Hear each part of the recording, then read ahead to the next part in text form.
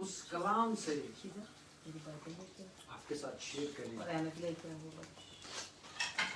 और जो भी आज स्पेशली इस मदर्स डे के हवाले से खुदावंद ने उनके दिल में डाला है, क्योंकि वो कल मुझसे बात कर रहे थे कि मदर्स डे पे मैसेज देना चाहती हूँ। तो मैंने कहा अगर खुदावंद ने आपको कहा है, अगर खुदावंद की बुलाहट है, तो खुदावंद के लिए हमें आगे बढ़ना चाहिए, पीछे नहीं।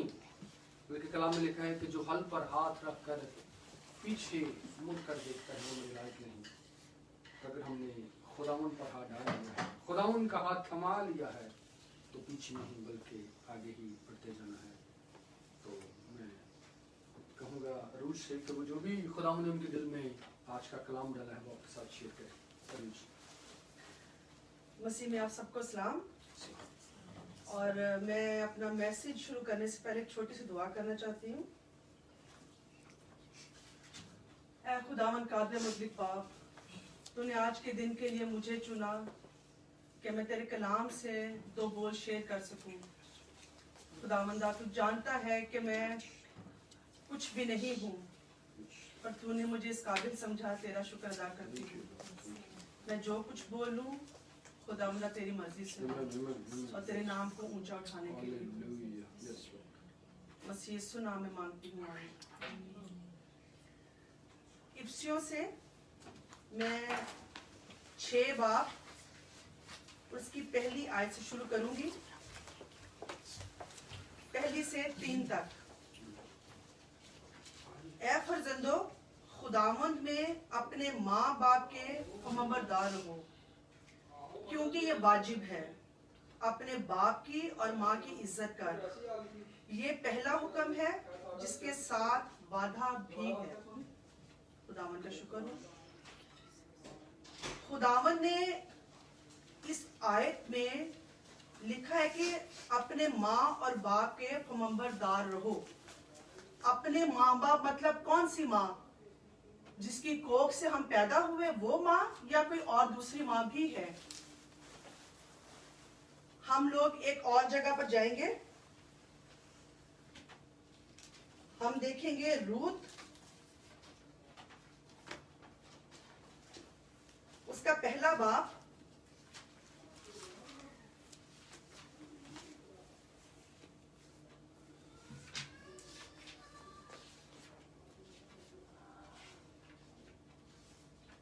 उसकी 14वीं आयत।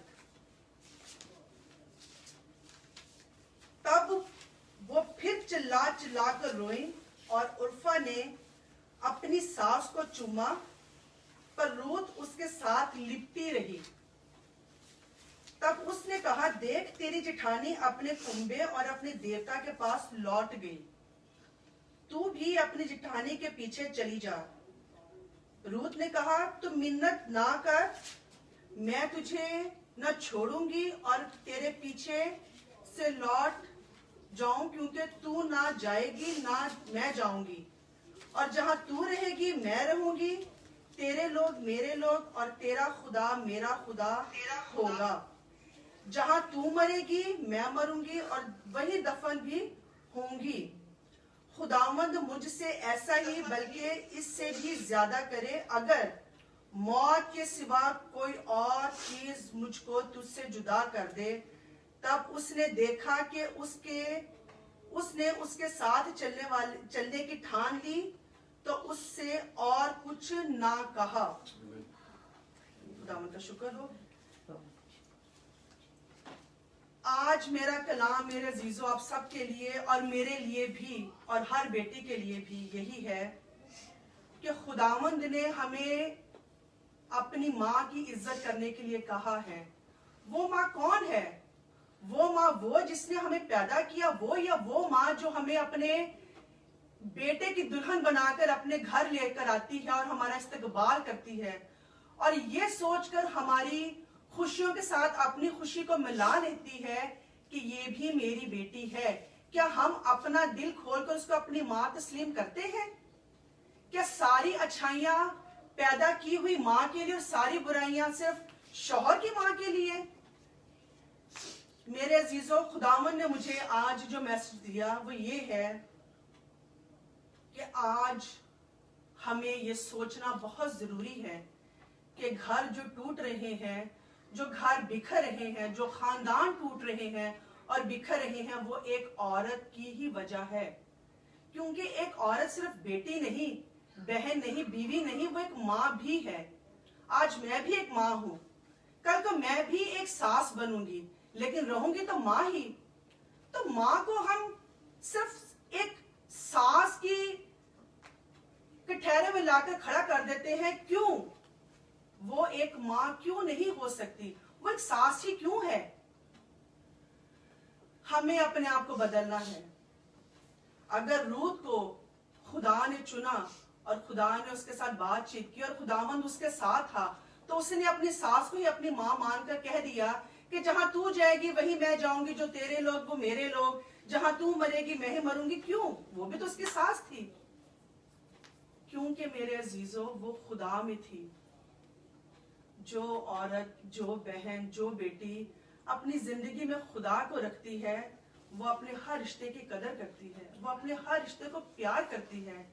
और मैं आप सबसे रिक्वेस्ट करना चाहती हूँ कि सास को सिर्फ सास ना समझें, वो एक माँ भी है। उसके साथ इस घर में रौनक है, ब्लेसिंग है। वो अपने बेटे की खुशी के लिए अपनी बहू की कितनी चीजों को सैक्रिफाइस करती है, इग्नोर करती है, भुला देती है। क्यों? क्योंकि वो भी एक माँ है।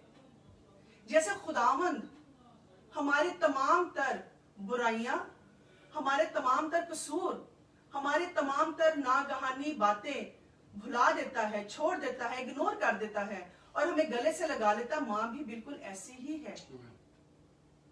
माँ के दर्जे को पहचाने, माँ माँ होती है। सास या माँ, इसमें फर्क करना छोड़ दे। खुदावंद हम सबसे प्यार करता है। जिसको माँ मिली उसको तोहफा मिला, जिसको माँ मिली उसको सब कुछ मिल गया। अगर आज हमारे घर में माँ है तो समझो सब कुछ है। इसलिए मेरे बहनों, आज मेरे भाइयों, मेरी माओ, सब जो सुन रहे हैं, मैं उनसे रिक्वेस्ट करती हूँ कि अगर तो आज आप खुदावंद को प्यार करते हैं, खुदावंद में हैं और सोचते हैं कि मैं खुदावंद की अच्छी बेटी बन जाऊं, मैं खुदा को प्यारी लगूं, मैं खुदा को पसंद आ जाऊं, तो प्लीज जोड़ना सीखें। जोड़ना ही खुदावंद को पसंद है। और सास भी माँ ही होती है, माँ माँ होती है। माँ को माँ की नजर से ही देखें। और आज का ये पैगाम उन सब बहुओं के लिए है जो भी मेरा ये मैसेज सुन रही हैं, कि अपनी सास को एक दफा अपनी माँ की नजर से देखें।